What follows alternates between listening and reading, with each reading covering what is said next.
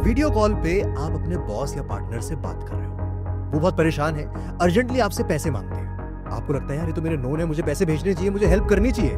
आप हेल्प कर भी देते हो, पैसे भेज देते हो, पर बाद में आपको पता लगता है कि वो आपके पार्टनर या बॉस नहीं, AI जनरेटेड डीपफेक है। Hi, I am RJ Rohan and this is Bandhan Bank connect.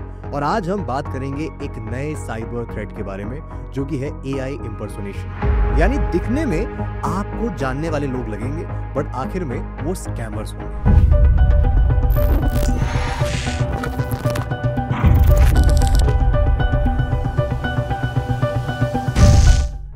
तो इससे पहले कि हम इस टॉपिक में डीप डाइव करें, हमारे साथ आज भी है हमारे cyber security expert Amit Dubey sir. Thank you Rohan, कैसे आप? सर बस किसी तरह अपने पैसे बचाते बचाते चल रहा हूँ। इसका मतलब पॉडकास्ट का चमत्कार चालू है। बंधन बैंक कनेक्ट देखो, आपको समझ में आ जाएगा क्या गलती आप कर सकते हो साइबर वर्ल्ड में, अपने पैसे बचा लो। बिल्कुल, मुझे भी बहुत सारे मैसेज आए और लोग बता रहे हैं कि कैसे वो बच पाए इस तरह की सिचुएशन से। मेरे ख्याल से काम कर रहा है, so thank you so much for this initiative. Sir इससे पहले कि आपसे और बातचीत करें, हमारे साथ एक बहुत ही स्पेशल गेस्ट हैं, मैं चाहूंगा पहले उनका स्वागत कर लें। बिल्कुल बिल्कुल। सो हमें ज्वाइन कर रहे हैं बंधन बैंक के chief compliance officer mister Amitabh Goswami. Sir बहुत बहुत स्वागत है आपका। Thank you, Rahan, for having me here today. Hello, Mr. Dubey. It is always encouraging to see the work you are doing in creating awareness about cybercrime and fraud. तो sir आपसे सबसे पहले हम ये जानना चाहेंगे कि जब भी कोई साइबर क्राइम होता है, साइबर केस आपके पास आता है, तो आपका बैंक किस तरह से लॉ एनफोर्समेंट एजेंसीज और जो साइबर क्राइम सेल्स हैं उनके साथ कोऑर्डिनेट करता है? जब भी हमारे पास कोई साइबर क्राइम का केस आते हैं, हमारा पहले जिम्मेदारी होता है to work closely with the law enforcement agencies. At Bandhan Bank, we have a dedicated LEA team which acts as a single point of contact with law enforcement authorities and cybercrime cells. उनके role बहुत crucial है. They handle requests for account details of suspects, provide timely response, and act on instruction received from the authorities. They also extend support in investigations and ensure that in every step that we take, we are complied with the regulatory framework. लेकिन एक चीज़ समझना बहुत ज़रूरी है, cyber attack सिर्फ technical नहीं होता, ये सिर्फ सिस्टम्स को ही टारगेट नहीं करता, बल्कि आपको इमोशनली भी ड्रेन कर देते हैं। That is why awareness and prompt reporting are critical in fighting impersonation scams. Thank you so much sir. And sir ने बिल्कुल सही भी कहा, साइबर अटैक्स अब सिर्फ टेक्निकल नहीं, इमोशनल भी हो गए हैं। इसलिए बहुत जरूरी है कि इस वर्ल्ड में हम अपने इमोशंस को थोड़ा कंट्रोल करें और समझें कि इम्पर्सोनेशन स्कैम्स आखिरकार होते क्या है, कैसे AI डीपफेक जो है किसी भी टाइम पर हमको ठग सकता है। तो इसके बारे में अमित दुबे सर अब डिटेल में बातचीत स्टार्ट करते हैं। हाँ जी बिल्कुल, शुरू करते हैं। तो सर सबसे पहले तो आप मुझे बताइए कि अब AI कितना खतरनाक हो गया है हमारे लिए इन टर्म्स ऑफ मनी, कि हमारा पैसा कैसे AI के थ्रू निकल सकते। देखिए, एक सर्वे के मुताबिक पिछले एक साल में सिर्फ जो AI बेस्ड फ्रॉड है वो 3 गुना बढ़ गए। मतलब AI इतनी तेज़ी से डिस्ट्रप्शन कर रहा है और क्रिमिनल्स को एक हथियार की तरह टूल मिल गया है जिसमें वो किसी को भी बड़े आसानी से विश्वास दिला देते हैं कि मैं वही व्यक्ति बोल रहा हूँ। चाहे वो एक कॉल आ जाए, चाहे वो वीडियो मैसेज हो, चाहे रियल व्हाट्सएप कॉल हो या वेब मीटिंग कॉल्स हो। ओके, आपको बता दूं कि हांगकांग की कंपनी ने $25 मिलियन ट्रांसफर कर दिए because of A web call. Accountant की एक वेब कॉल होती है और उसमें बाकी लोग ज्वाइन करते हैं और उसके बाद $25 मिलियन वो ट्रांसफर कर देता है based on the conclusion happened in that meeting. Right. बाद में पता पड़ता है कि उस वेब कॉल में जितने लोग ज्वाइन किए थे वो सारे फेक थे, कोई भी रियल था ही नहीं। तो ये इतना हद तक रैम्पेंट हो गया है कि अभी इससे बाउंड्रीज तक सीमित नहीं रहा। एक केस मुझे आया हैदराबाद का भी जी, तो उसमें सिमिलर केस हुआ। एक कंपनी ने, जो अकाउंटेंट था वो शाम को 6 बजे घर से निकल रहा, वो ऑफिस से निकल रहा था और उसको एक मेल आ जाती है। अच्छा, इसमें कई सारी कमजोरियां हैं जो आपके सिस्टम में होती हैं, वो मैं इंडिकेट करूँगा। तो मेल आती है CFO से कि एक वेब मीटिंग है, आप आइए ज्वाइन कीजिए। तो वो चूँकि निकलने वाला था तो वो सोचता है कि अपने टैक्सी से ज्वाइन कर लूँगा, तो वो टैक्सी से वो कॉल ज्वाइन कर लेता है मोबाइल से। उसमें CFO ज्वाइन करता है, एक दो व्यक्ति और ज्वाइन करते हैं। वो कंक्लूड करते हैं कि भाई इसको पैसे भेजने हैं कुछ, और इस मीटिंग के बाद उसको एक ईमेल में अकाउंट डिटेल्स भेज दिए जाएंगे। ठीक है, उसके बाद एक ईमेल आती है, अकाउंट डिटेल्स होते हैं, अकाउंटेंट पैसे ट्रांसफर कर देता है। और यही एक बार और होता है उसी हफ्ते में। 10 दिन के बाद जब CFO इसको बुलाता है, रिकॉर्ड्स देखता है तो देखता है कि भाई ये पैसा कहाँ गया। राइट। बोला सर आप ही ने बोला था। बोला मैं तो नहीं बोला। बोला आपने डिटेल्स भेजे हैं, अकाउंट डिटेल्स भेजे हैं, तो ईमेल्स थी और आपने तो वेब मीटिंग में डिसाइड भी किया था। तो इसको लगता है कि ये झूठ बोल रहा है और ये मेल इसने कुछ फर्जीवाड़े से क्रिएट किया, तो पुलिस में केस किया। अब 3 एंगल से इन्वेस्टिगेशन शुरू होता है। कई बार क्या होता है, कुछ कंपनीज जानबूझ के पैसा बाहर भेजने के लिए भी इस तरह के क्राइम सिमुलेट कर लेते हैं। कई बार तो सब पे शक था हमें, लेकिन जब उसने ईमेल्स दिखाई तो वो ईमेल जो आई थी वो बिल्कुल सीएफओ की ईमेल से ही आई थी। और ऐसा इसलिए संभव था क्योंकि उसका ईमेल सर्वर डीमार्क कंप्लाइंट नहीं था। ऐसे में किसी भी कंपनी के ईमेल से आप ईमेल भेज सकते हो। ये वल्नरेबिलिटीज़ लोगों को पता होनी चाहिए और उसको फिक्स करना चाहिए। जितने भी कंपनीज हैं वो अपने ईमेल सर्वर डीमार्क कंप्लाइंट करा लें। यदि वो नहीं होंगे तो उन्हीं के ईमेल से उन्हीं के वेंडर्स को ईमेल चली जाएगी और उसके बाद वो गलतियां करेंगे। और ऐसा बहुत हो रहा है।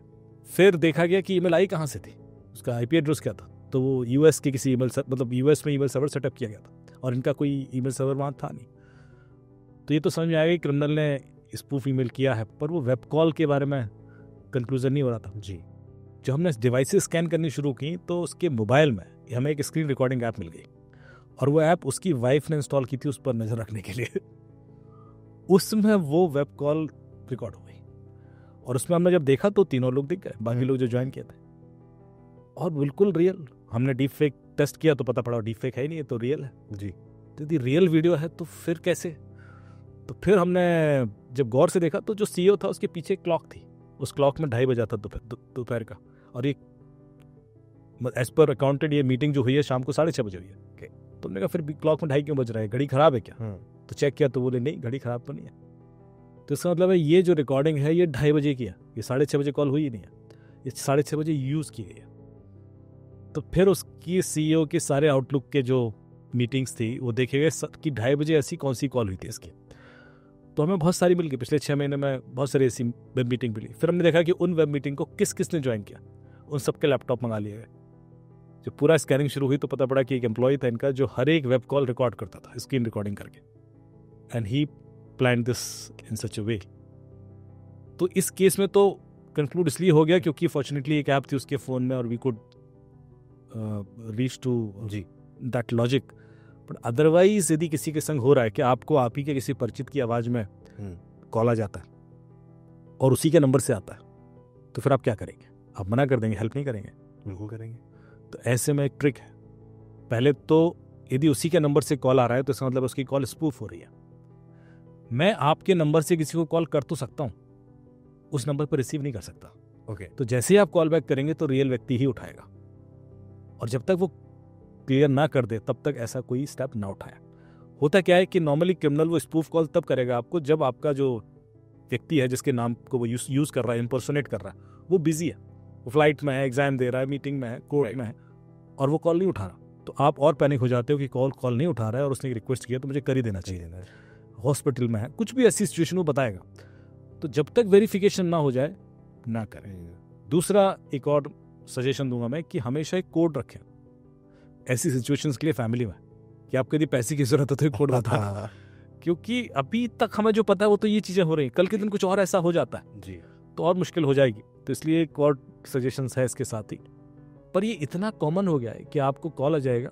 मुझे एक सज्जन आया कहता कि मुझे एक कॉल आया पुलिस वाले का, और वो कहता है कि मैंने आपके बच्चे को पकड़ लिया और ड्रग के संग पकड़ा गया, उसको हम पीट रहे हैं, लो बात करो उससे। तो जो बात कराई तो मेरे बच्चे की आवाज़ में ही बात आई, रोते हुए पापा पापा और ऐसे करते हुए। तो फिर बोलता है देखो ये केस अब नार्कोटिक्स कंट्रोल ब्यूरो को चला जाएगा, बच्चे को तो इतने साल की जेल हो जाएगी। तो फिर वहाँ पर वो पैसा पे आ जाता है मामला कि आप इतना पैसा इस अकाउंट में दे दीजिए तो अभी हम इसको छोड़ देंगे, कैरियर इसका बच जाएगा और हम आपकी हेल्प कर रहे हैं। मतलब इस तरह से वो टोन ये होती है कि हम आपकी हेल्प कर रहे हैं।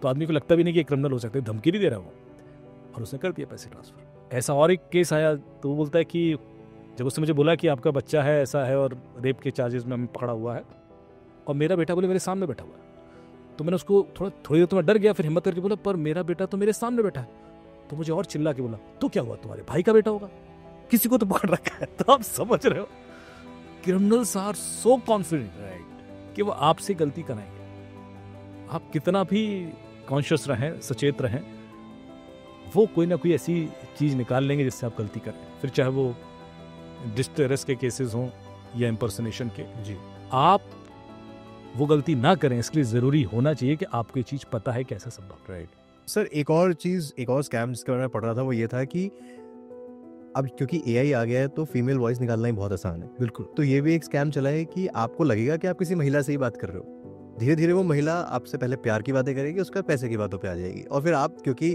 प्यार में आ गए हो तो आप पैसा भी अटैच हो चुके हो। हाँ, बिल्कुल। सो इस स्कैम के बारे में चाहूंगा कि थोड़ा सा आप एक्सप्लेन करें कि ये भी अब बहुत ज्यादा मार्केट में है, और स्पेशली सोशल मीडिया पे जहाँ पे इतना इजी है बातचीत करना, वहां पर अब आपको लगेगा कि आपके साथ कोई बात कर रहा है, लेकिन एंड में उसका टारगेट आपसे पैसे निकाल लेंगे। और ऐसी सिचुएशन में लोग AI मॉडल्स यूज कर रहे हैं जी, जो कि उतना इंटेलेक्चुअली आपसे बात कर लेता है, तो वो आपको बड़े इजीली इंप्रेस कर देता है। वो आपके डोमेन के हिसाब से रिएक्ट करेंगे। मान लीजिए आपको म्यूजिक पसंद है तो बिल्कुल म्यूजिक का एक्सपर्ट बन के बैठा होगा वहाँ पर, या आपको स्पोर्ट्स में इंटरेस्ट है, या आपको फिल्मों में इंटरेस्ट है, या आपको किसी भी ऐसी चीज़ में, लिटरेचर में है, हिस्ट्री में। इसलिए बड़ा आसान हो जाता है इंटेलेक्चुअल्स लोगों को ट्रैप करना, क्योंकि आपको इम्प्रेस करना बड़ा आसान है as compare to someone who is not that much true skilled in any particular domain. ये एक बहुत बड़ी कमजोरी मेरे सामने देखी है। और अभी कल परसों हम एक डिस्कशन कर रहे थे एक फोरम में, TP डिबेट्स में, उसमें यही सामने आया कि अब इस तरह की ऐप्स आ रही है जो आपको साइकोलॉजिकल AI थेरेपी देते हैं। मतलब आप उनसे जब बात करते हैं तो अपने पर्सनल चीज़ें डिस्कस कर सकते हैं और वो आपको गाइड करते हैं। पर रिस्क ये होता है कि आपके बहुत सारे डिटेल्स इस बहाने से चुरा लिए जाते हैं, क्योंकि आप उनको वो बता रहे होते हैं जो शायद आप किसी को भी नहीं बताएंगे।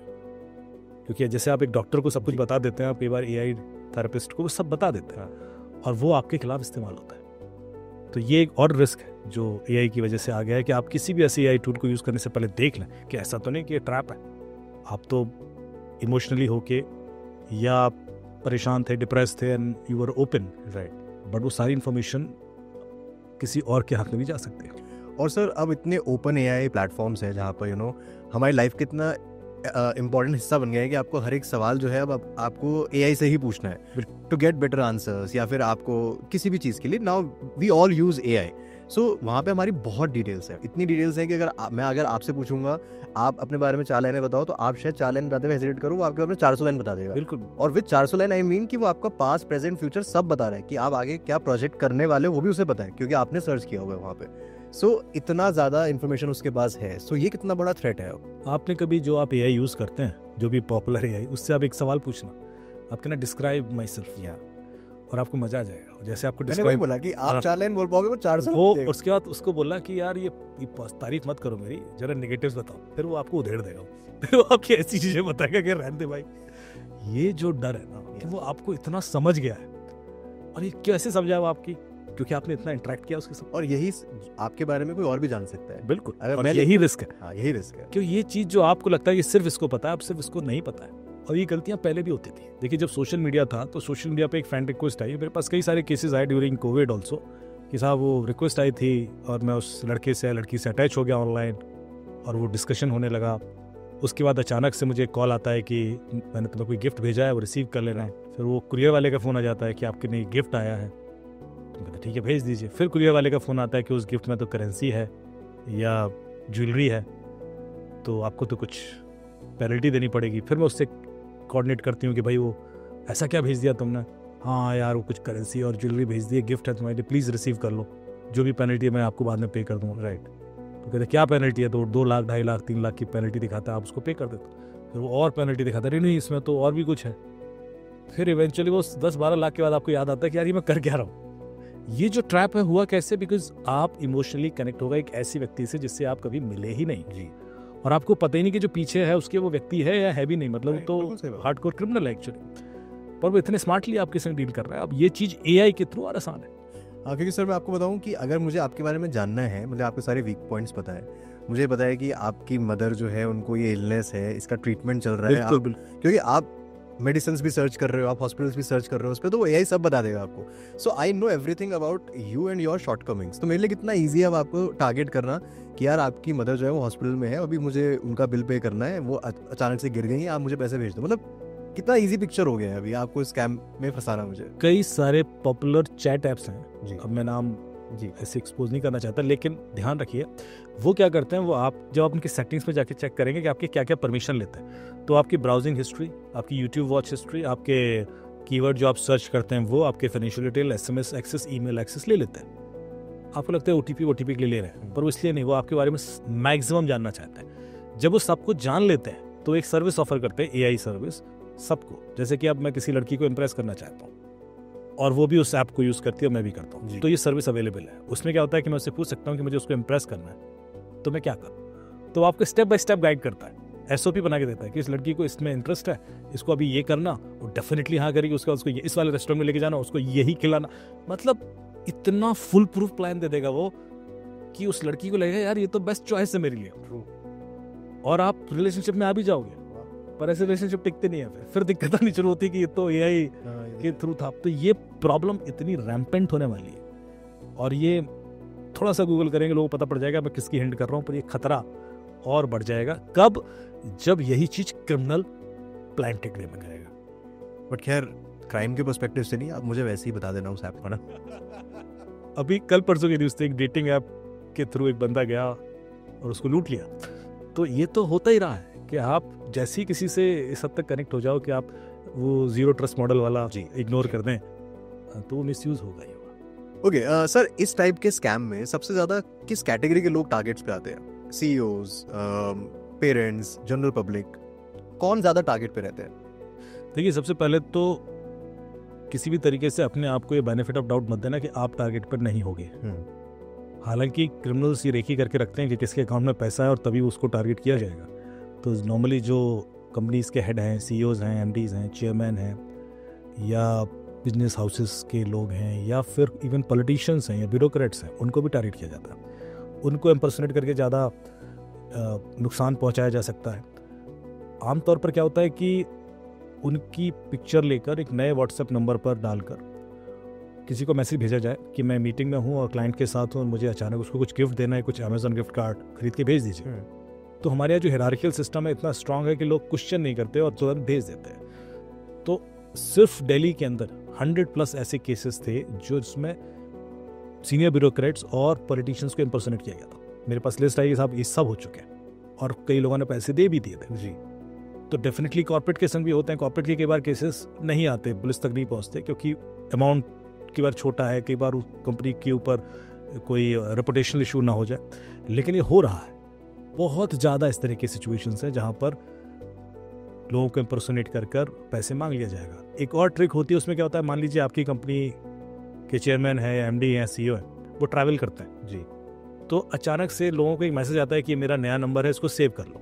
आता है, this is my new number, please save it, that's it. अब वो कहीं ट्रैवल कर रहा है, एक UK के नंबर से नंबर आ गया, आपको मैसेज आ गया, उन्होंने पिक्चर भी लगी है, तो आपने सेव कर लिया। कोई कुछ और तो हुआ नहीं है। उस दिन कुछ नहीं हुआ, उस दिन सिर्फ आपसे नंबर सेव कराया जाएगा। यदि आपने सेव कर लिया तो 3-4 हफ्ते बाद जब वो फिर कहीं ट्रैवल कर रहे हैं, अचानक से मैसेज आएगा उस नंबर से कि यार मैं जर्मनी में हूँ और अभी क्लाइंट के संग बैठा हूँ, जरा चेक करना है अकाउंट में पैसे कितने, या कुछ भी ऐसा। और आप बता दोगे, क्योंकि अब आपको उस नंबर पर डाउट ही नहीं है, जो नंबर आप ही ने सेव किया है। आपको ये समझ में भी नहीं आएगा कि ये नंबर फेक था या किसी और का था।